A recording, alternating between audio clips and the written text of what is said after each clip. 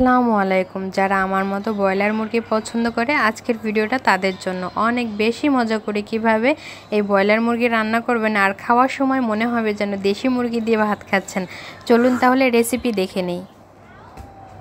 প্রথমে কড়াইতে তেল গরম করে নিয়েছি, তারপর দিয়ে দিলাম কিছু পেঁয়াজ কুচি। পেঁয়াজ কুচিটা কিন্তু আরও বেশি করে দিতে পারেন, যতটুকু মাংস সেই অনুযায়ী দিলেই হবে। তারপরে এখানে কিছু গরম মশলা দিয়ে দিয়েছি আর দিয়ে দিলাম স্বাদ মতো লবণ। এখানে দিচ্ছি জিরা বাটা, আর এটা হচ্ছে রসুন বাটা, এটা আদা বাটা, আর দিয়ে দিব হচ্ছে গরম মশলা বাটা। আমি কিন্তু আস্ত গরম মশলা বাটাটা একটু কম দিয়েছি। তারপরে পেঁয়াজ গরম মশলা সব কিছু দিয়ে দিয়েছি আর পেঁয়াজ বাটাটাও কিন্তু দিয়ে দিয়েছি। সব কিছু এখন একসাথে ভালো করে একটু এই তেলের ভিতরেই ভেজে নিতে হবে। মশলাটা যত ভালো ভাজা হবে আপনার তরকারি, যে কোনো তরকারিটাই কিন্তু তত ভালো টেস্ট হবে।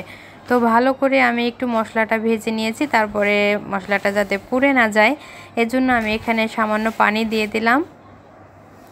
পানি দিয়ে কিন্তু এখন মশলাটা একটু ভালো করে কষিয়ে নিয়েছি। আর তারপরে এই যে ভালো করে ধুয়ে পরিষ্কার করে পানি ঝরতে দিয়েছিলাম মাংসগুলোকে। অবশ্যই কিন্তু একটু ধুয়ে পানি ঝরতে দিতে হবে যাতে মাংসের ভিতরে এক্সট্রা কোনো পানি না থাকে। এমনিতেই কিন্তু মাংস কষাতে গেলে অনেক পানি বের হয়, আর অনেক পানি বের হলে কিন্তু সেটা শুকোতেও অনেক সময় লাগে। আর দেখবেন মাংসটা অনেক সিদ্ধ হয়ে যায়, আর পরে দেখা যাচ্ছে ব্রয়লার মুরগি যেহেতু একটু নরম থাকে মাংসগুলো ভেঙে ভেঙে যায়। তাই একটু পানি ঝরিয়ে আপনারা যখন কষাবেন তখন দিবেন পানি ঝরিয়ে, তারপরে দেখবেন যে আর ওরকম ভাঙা ভাঙা হবে না। তো এই যে আমি মাংসটা কিন্তু ভালো করে কষিয়ে নিচ্ছি। আমি কিন্তু এখানে এখনও হলুদ দিইনি।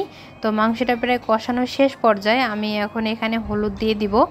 হলুদটা আসলে রঙের জন্যই দেয়া, এর জন্য আমি একটু পরিমাণ মতোই হলুদ দিয়ে দিলাম।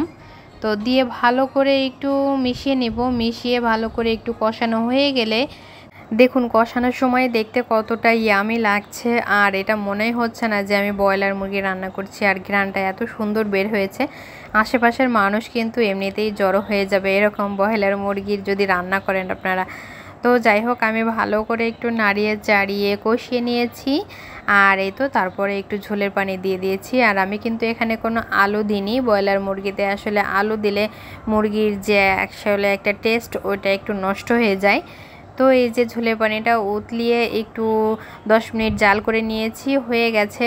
আমি একটু ঝোলটা আর একটু শুকিয়ে নিব। এ পর্যায়ে একটু জিরা গুঁড়া আর একটু গরম মশলা গুঁড়া দিয়ে দিচ্ছি।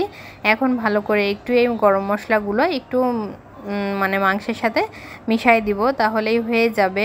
আর ঝোলটাও আর একটু টানিয়ে নেব। রেসিপিটি কেমন লাগলো অবশ্যই আমাকে জানাবেন। আল্লাহ হাফেজ।